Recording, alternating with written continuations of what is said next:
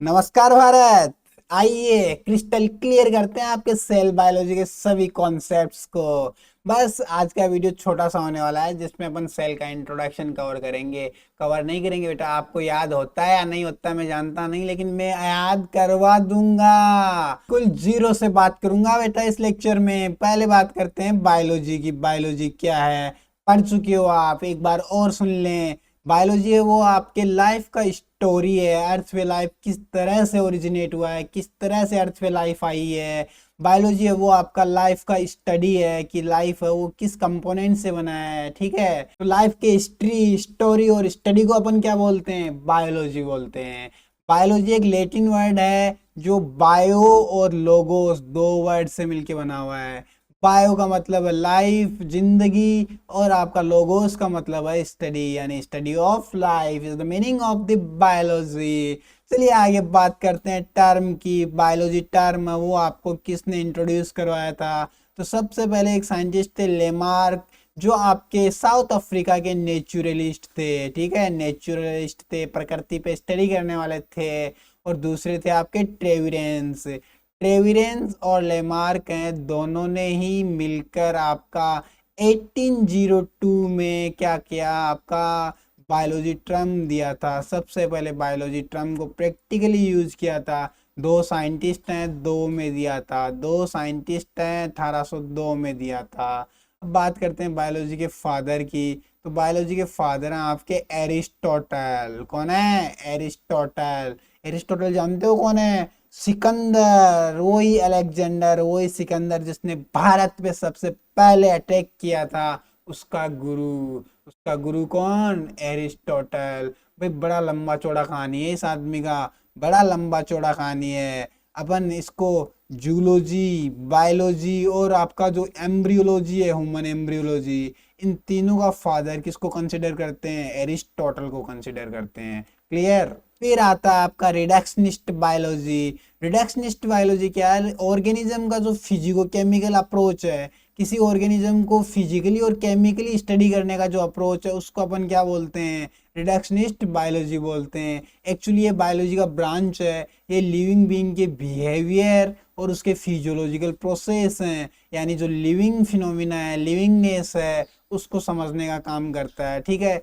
आप सोचेंगे यार पिछले कई कई कई हजार साल से एक रहस्य बना हुआ है कि ये लाइफ है किस तरह से ओरिजिनेट हुई है। तो इस चीज को क्योर करने का काम किसका है? रिडक्शनिस्ट बायोलॉजी का है। ठीक है, यानी ये सेल्स के सिमिलर स्ट्रक्चर्स बनाते हैं लेबोरेटरीज में और उनको जिंदा करने की कोशिश करते हैं। ठीक है, जो भगवान के अलावा कोई कर नहीं पाएगा, लेकिन अपन को क्या, अपन को तो पढ़ना है। ठीक है, और बेटा एक इम्पोर्टेंट बात और सुन लीजिए। नीट 2025 में यहाँ से क्वेश्चन आया था, बायोलॉजी और रिडक्शनिस्ट बायोलॉजी है, इन दोनों का मीनिंग पूछ लिया गया था। तो रिडक्शनिस्ट बायोलॉजी का वहां पे मीनिंग था physico chemical approach to study living being, और बायोलॉजी का मीनिंग आप जानते हैं, स्टडी ऑफ लाइफ। ठीक है, याद रखोगे, याद रखोगे। यानी कि इंसान को जो कीड़ा है ना जानने का कि लाइफ किस तरह से ओरिजिनेट हुआ है, यार सेल्स का ग्रुप मतलब 99% आपका कंपोजिशन, आपकी बॉडी का कंपोजिशन और किसी फिजिकल मैटर का कंपोजिशन, दोनों को लेबोरेटरी में टेस्ट करेंगे तो आपका 99% कंपोजिशन क्या आ रहा है? सेम आ रहा है। लेकिन सेल्स के अंदर क्यों कॉन्शियसनेस आ रही है, क्यों वो बिहेव कर पा रहे हैं, वो सब हमें कौन बताता है? वो हमें रिडक्शनिस्ट बायोलॉजी बताता है। ठीक है, बाकी ये आज तक बना हुआ सवाल ही है भैया, इसका एग्जैक्ट प्रूफ है, एग्जैक्ट आंसर है, कोई निकाल नहीं पाया है। ठीक है, तो ये आपका रिडक्शनिस्ट बायोलॉजी। यार मजा आ रहा है ना, मजा आ रहा है ना? चलिए आगे बात करते हैं। आगे अपन बात करते हैं सेल बायोलॉजी का। तो सेल प्लस बायोलॉजी, इसके अंदर सेल का जो कंप्लीट काला चिट्ठा, यानी डिटेल्ड स्टडी की जाती है सेल की, उस ब्रांच को अपन क्या बोलते हैं? सेल बायोलॉजी बोलते हैं। जी हाँ, इसमें सेल का एनाटॉमी यानी उसका स्ट्रक्चर, फिजियोलॉजी यानी उसका फंक्शन, बायोकेमिस्ट्री यानी उसके अंदर कौन से ऑर्गेनिक सब्सटेंसेस का कंपोजिशन है, रिप्रोडक्शन यानी जानते हो इवोल्यूशन यानी सेल है वो ओरिजिनेट कैसे हुआ है, और जेनेटिक्स का मतलब एक जनरेशन से दूसरे जनरेशन में सेल्स के जो अलग अलग जनरेशन्स हैं उनमें क्या सब्सटेंस है जो उनके अंदर सिमिलरिटी प्रोड्यूस करता है, जो एक सेल को उसके जैसा ही सेल बनाने पे मजबूर कर देता है, उस जेनेटिक्स की बात करते हैं। तो याद रखिएगा, A P B R E और जी, यानी एबीपी। एबीपी एबीपी न्यूज है ना, एबीपी जनरल। अरे इंडिया का देखिए, इसका ट्रिक कैसे बनता है। आपके इंडिया का एबीपी एक जनरल न्यूज चैनल है ना, एबीपी, तो यहाँ बन जाएगा जी ई आर, यानी जनरल, जनरल एबीपी, यानी जेनेटिक्स, यानी इवोल्यूशन, रिप्रोडक्शन, एनाटॉमी, बायोकेमिस्ट्री और फिजियोलॉजी, इन सब के स्टडी को अपन क्या बोलेंगे, सेल बायोलॉजी बोलेंगे। चलिए अब इसके मॉडर्न कॉन्सेप्ट की बात करते हैं, जो है साइटोलॉजी। साइटो का मतलब होता है सेल मेरे भाई, साइटो का मतलब ही क्या होता है, सेल। एरिथ्रोसाइट, साइट का मतलब सेल, नॉट गूगल वाला साइट, तुझे बड़ी गूगल की याद आती है बावड़े। लॉजी, लॉजी का मतलब होता है स्टडी, तो साइटोलॉजी का मतलब क्या हो गया, सेल्स का स्टडी। तो गुरुजी सेल बायोलॉजी क्या था, आम का अचार? नहीं बेटा, वो भी सेल का स्टडी था, लेकिन वो लंबा चौड़ा स्टडी था। ये सिर्फ फिजियोलॉजी और एनाटॉमी यानी स्ट्रक्चर और फंक्शन का स्टडी है, उसको क्या बोलूंगा, साइटोलॉजी बोलूंगा। साइटोलॉजी के डैडी को जानते हो, डैडी को जानते हो? साइटोलॉजी के फादर हैं आपके रॉबर्ट हुक, इन्होंने सबसे पहले सेल का कॉन्सेप्ट दिया था। ठीक है ना, 1665 वाला। आगे बढ़ाऊंगा, बात करेंगे इसी टॉपिक में, इसी चैप्टर में। अब भैया ये कलयुग है, यहाँ एक एक फादर तो होते नहीं है, एक और फादर आ गए, मॉडर्न फादर आ गए। मॉडर्न फादर हैं आपके, कौन दिख रहा है, सिप्पी स्वानसन। सर दिख क्या रहा है, बायोलॉजी के गंदे गंदे नाम बोले नहीं जाते हैं भाई, बोलने जाओगे बोलने सीख जाओगे, जो आप आए हो मेरे पास, सिखा देंगे सिखा देंगे। सिप्पी स्वानसन है आपके बायोलॉजी के मॉडर्न फादर, यानी इन्होंने सेल्स पे थोड़ा डिटेल्ड स्टडी किया था और स्ट्रक्चर को इन्होंने ही सबसे पहले दिया था, इसलिए इनको अपन मॉडर्न फादर बोलते हैं। लेकिन भैया कलयुग में पापा की कोई कमी नहीं है, तो अगले हैं आपके इंडियन फादर। इंडियन फादर का मतलब आप समझ रहे हैं, कोई इंडिया का साइंटिस्ट है जिसने सेल्स पे स्टडी किया है। जी हाँ, सही सोच रहे हो तुम, वो है आपके AK-47, नहीं रे बेटुआ, AK शर्मा। आपके AK-47 से भी तेज तरार व्यक्तित्व वाले आदमी AK शर्मा, अरुण कुमार शर्मा। ले बता दिया, क्या मन में सोच रहा है फुल फॉर्म क्या होगा? ठीक है, इसका चंद्र प्रकाश नहीं बना देना, ये लेटा कुछ नहीं करना है इसका, मुझे भी नहीं पता है, कभी जिंदगी में काम नहीं आया। भारत का है इसलिए भारत का हूँ मैं, भारत की बात सुनाता हूँ। AK शर्मा, अरुण कुमार शर्मा। अगला भैया, यहाँ से नीट 2010 में क्वेश्चन पूछा हुआ है, इसलिए याद रख लेना।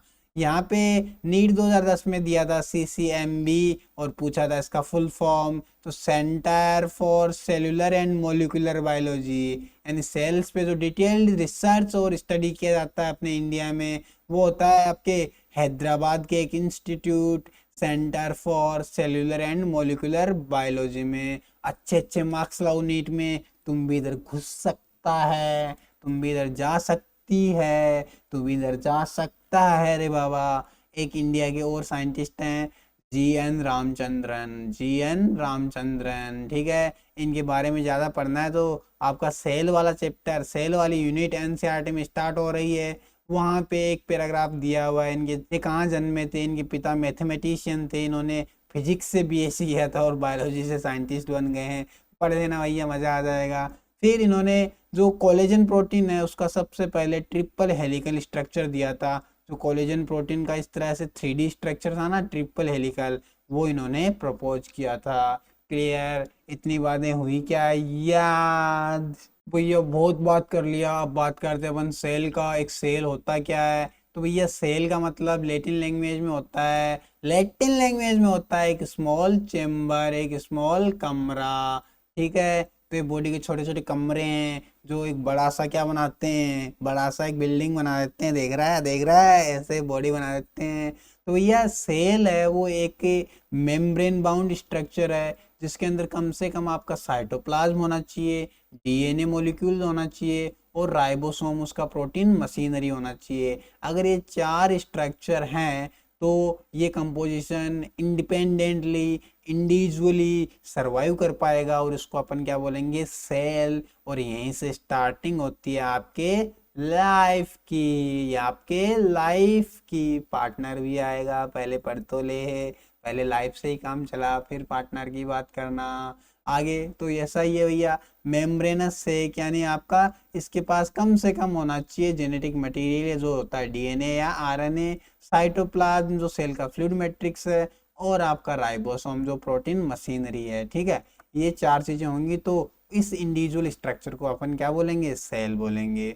सबसे शानदार बात, अर्थ पे जितने भी लिविंग बींग्स हैं सब किससे बने हुए हैं, वो सेल्स और उनके प्रोडक्ट से बने हुए हैं। देखिए यार कितना इंटरेस्टिंग फिनोमेना है ये अपना गोलू मोलू सा अर्थ। अर्थ पे एक चीज नॉन लिविंग है, दूसरा लिविंग है। इनमें से जितने भी लिविंग है वो सब किससे मिलकर बने हुए हैं, सेल्स और उनके प्रोडक्ट्स से। गुरुजी बोलो जी, सेल्स तो समझ में आता है, सेल्स का प्रोडक्ट क्या है। तो भैया आपकी बॉडी में 15% प्रोटीन है, वो कहाँ से लाया, कहाँ से लाया, सेल्स का प्रोडक्ट नहीं है, वो सेल नहीं बनाया, वो है राइबोसोम ने नहीं बनाया, वो सेल का प्रोडक्ट नहीं है। बॉडी के अंदर 3% कार्बोहाइड्रेट है, कहाँ से लाया, वो गूगल से लाया क्या, वो सेल्स का प्रोडक्ट नहीं है। सेल के अंदर जितने भी कंपोनेंट्स हैं वो उनके अल्टीमेटली क्या है, प्रोडक्ट्स। ये देख रहा है, ये देख रहा है कीरेटिन प्रोटीन, क्या है ये, सेल है क्या, सेल का प्रोटीन नहीं है। तो ये सेल्स के क्या है, प्रोडक्ट्स हैं, सेल्स के क्या है, प्रोडक्ट्स है। ठीक है, तो आपके लिविंग बीइंग या तो क्या है यूनिसेल्युलर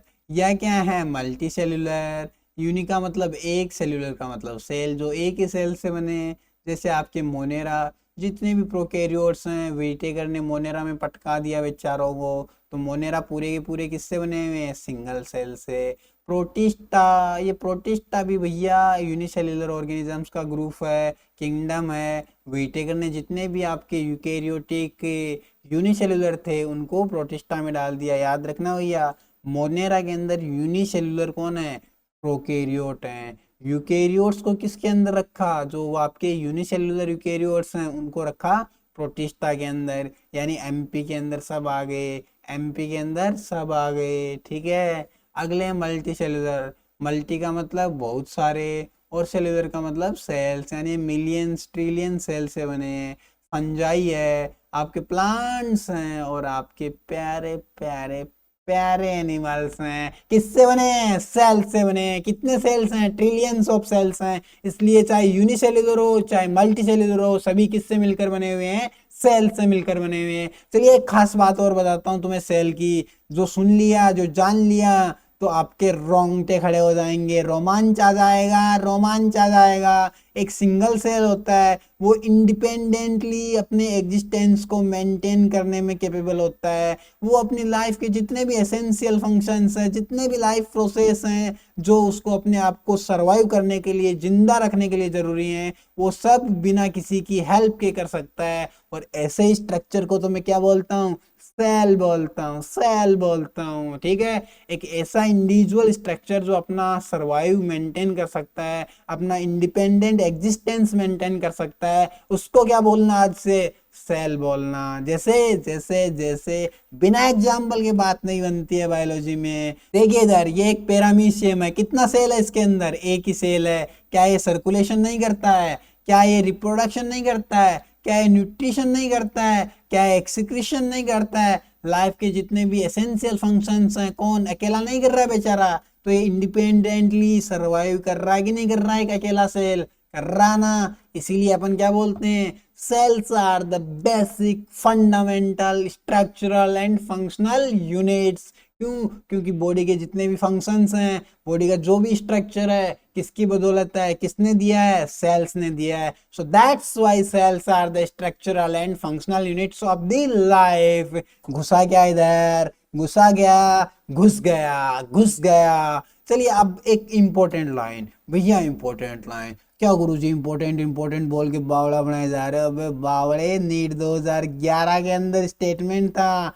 जो करेक्ट वाला स्टेटमेंट था ना, उसमें पूछा था which of the following statement is correct, उसमें एक लाइन ये भी डाली हुई थी। एक चीज याद रखना मेरे बच्चे, एक सेल से जो चार चीज बताई ना, cell membrane, cytoplasm, genetic material और राइबोसोम, इन चार से अगर इतना सा भी कम स्ट्रक्चर है, इतना सा भी लेस स्ट्रक्चर है, तो वो कभी भी अपना इंडिविजुअल एग्जिस्टेंस मेंटेन नहीं कर पाएगा। याद रहा। So we write here that the anything less than a complete structure of cell is unable to ensure its independent existence. आया बात समझ में, आया क्या।